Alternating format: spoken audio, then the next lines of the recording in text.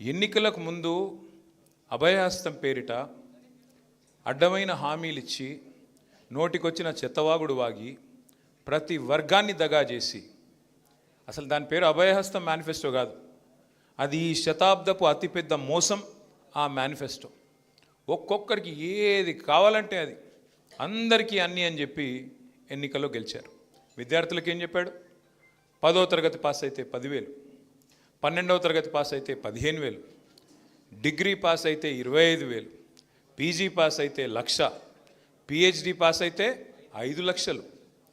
విద్యార్థినులకు free స్కూటీలు, విద్యార్థులకు విద్యా భరోసా కార్డులు, 2 లక్షల ఉద్యోగాలు మొదటి సంవత్సరంలోనే. అట్లాగే మెగా డిఎస్సి, ఉర్దూ మీడియం వాళ్ళకి స్పెషల్ డిఎస్సి. ఎన్ని మాటలు! బ్యాక్లాగ్ పోస్టులు ఫస్ట్ ఇయర్లో ఫిల్ చేస్తా, టెట్కు కానీ ఇంకో పోటీ పరీక్షలకు కానీ ఒకటేసారి ఫీజు కట్టాలి, మీరు ఎన్నిసార్లు కట్టే అవసరం లేదు. ఇన్ని మాటలు చెప్పి మొత్తానికి విద్యార్థులను రెచ్చగొట్టి, ఇచ్చిన ఉద్యోగాలను ఇయ్యనట్టుగా చెప్పి, ఏదో కేసీఆర్ గారు మీకు అన్యాయం చేస్తున్నారని చెప్పి రెచ్చగొట్టి, చివరికి మన ప్రభుత్వం పోవడానికి, కేసీఆర్ గారి వల్ల ముఖ్యమంత్రిగా లేకపోవడానికి ఆనాడు ఏ రకంగా విద్యార్థులను వాడుకున్నాడో మీకు బాగానే తెలుసు. ఇవాళ ఒక్కటంటే ఒక్క హామీ 2.5 సంవత్సరాల్లో నెరవేర్చిండా లేదా ఒక్కసారి మీరు ఆలోచించండి. వచ్చిందా విద్యా భరోసా కార్డు? స్కూటీలు వచ్చినాయా? 2 లక్షల ఉద్యోగాలు వచ్చినాయా? మెగా డిఎస్సి అయిందా? స్పెషల్ డిఎస్సి అయిందా? ఇంకెన్నో చెప్పినాడు, 1-2 కాదు నేను చెప్పేటి, ఇంకా మర్చిపోయిన చాలా ఉన్నాయి. ఎందుకు చెప్తా ఉన్నా అంటే ఇవన్నీ ఇవాళ ఒక విద్యార్థులనే కాదు, రైతుల్ని మోసం చేసినాడు. 10,000 కేసీఆర్ ఇస్తున్నాడు, నేను 15,000 ఇస్తా. నవంబర్లో తీసుకుంటే 10,000, డిసెంబర్ అయితే 15,000 ఇస్తా. ఉరుకున్రి, బ్యాంకు ఉర్రుకున్రి. కేసీఆర్ గారు 1,00,000 రూపాయలు రుణమాఫీ చేసిండు 2 సార్లు. ఆ రుణమాఫీ చేసిన వాళ్ళు మళ్ళీ మేము అనుకోకుండా అర్జెంటుగా ఊరికి మీరు లోన్ తెచ్చుకోండి, నేను వస్తూనే ఉన్నా, మొదటి సంతకమే పెడతా. 10,000, 15,000 మాత్రమే కాదు, కౌలు రైతులకు డబ్బులు ఇస్తా, రైతు భూ యజమానికి ఇస్తా, కౌలు రైతులకు ఇస్తా అని చెప్పి 22 లక్షల మంది కౌలు రైతులను మోసం చేసిండు. రుణమాఫీ అన్నాడు, రైతులను మోసం చేసినాడు. ఇలా ఏ ఊర్లోనన్నా రుణమాఫీ అయిందా చూపెడతావా ముఖ్యమంత్రి గారు? నీ ఊరికే పోదాంపా, కొండారెడ్డిపల్లి. ఒకవేళ రైతులందరూ అక్కడ రుణమాఫీ అయిందని చెప్తే నేను రాజకీయాలు వదిలేస్తా, సన్యాసం తీసుకుంటా అని చెప్పి కూడా అసెంబ్లీలో అడిగినా. చూడడు, మాట్లాడాడు.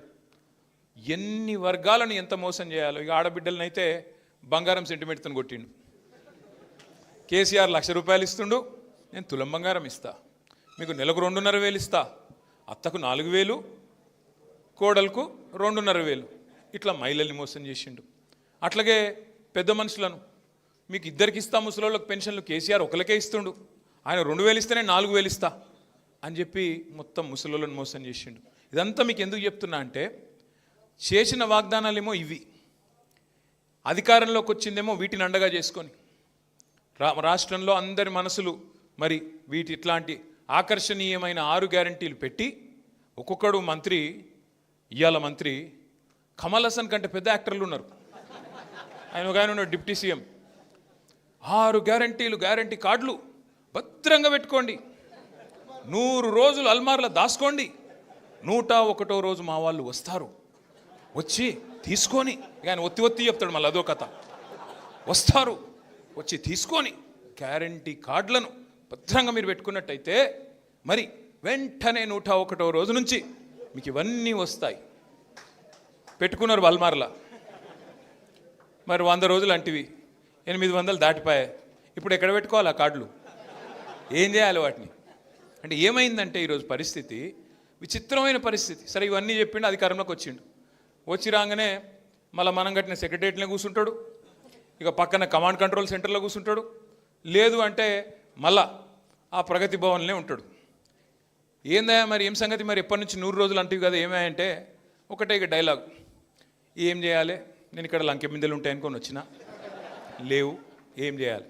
ఏమనంటే సొంత రాష్ట్రాన్ని దివాలా తీసింది రాష్ట్రం, అప్పుల పాలైపోయింది, నన్ను కోస్తే కూడా పైస రాదంటాడు. కోసుక తినేందుకు నువ్వేమన్నా సేపువా, జామకాయవా, ఓ పుచ్చిపోయిన పుచ్చకాయ నువ్వు ఆదాట, ఇంకా దాన్ని నన్ను కోసిన పైసలు లేవు. అయితే నీకు రిటైర్డ్ ఉద్యోగులకు పైసలు లేవు, ఉద్యోగులకు పిఆర్సీ ఇయ్యనికి పైసలు లేవు, స్టూడెంట్స్కి ఇయ్యనికి పైసలు లేవు, రైతులకు ఇయ్యనికి పైసలు లేవు, మహిళలకు 2,500 ఇయ్యనికి పైసలు లేవు, తులం బంగారం ఇయ్యనికి పైసలు లేవు, స్కూటీలు ఇయ్యనికి పైసలు లేవు, కొత్త రిక్రూట్మెంట్లు విలువనికి పైసలు లేవు, వేటికి లేవు. కానీ మూసీ కోసం మాత్రం 1,50,000 కోట్లు ఉన్నాయి. వెనకటికి ఎవడో చెప్పిండు, మింగ మెతుకులేదు కానీ మీసాలకు సంపెంగ నూనెనట. మింగనికి మెతుకులేదు, కోస్తే పైసలు రాదంటాడు. ఢిల్లీ పోతే నన్ను దొంగను చూసినట్టు చూస్తారు అంటాడు.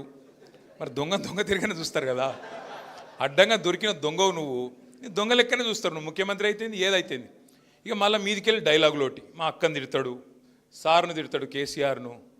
ఎట్లా అంటే ఈయన మాటలు వింటుంటే నాకు గమ్మత్ అనిపిస్తుంది. రేవంత్ రెడ్డి మాట్లాడితే ఏదైనా కొద్దిగా హైట్కు తగ్గ మాటలు మాట్లాడాలి. మరి ఓ మచ్చర్ పైల్వాన్ గాడు పెద్ద పెద్ద డైలాగులు, ఉండేది 3 ఫీటు, మాట్లాడేదేమో 30 మార్కాన్ మాటలు. అరే హైట్కు తగ్గ డైలాగులు కొట్టాలి, కొద్దిగా చూసుకోవాలి. ఇప్పుడు ఎట్లుంటుందంటే, నేను పోయి ఒక ఆడవాడు ఉంటాడు కదా, రాకో బీకో ఎవడు పెద్ద ఫైటర్, డ్వేన్ జాన్సన్ అని కూడా ఉంటాడు, చూసింటారు కదా మీరు ఆ WWEలో. వాని ముంగట పోయి నేను తొడగొట్టినా అనుకో, చింతపండు గాను. ఈయన కూడా అంతే, తెగబలిసిన కోడి ఒకటి చికెన్ షాప్ ముంగట పోయి తొడగొట్టిందట. ఒక అట్లున్నది ఈయన కథ. అరే అర్థమే కాదు మాకు.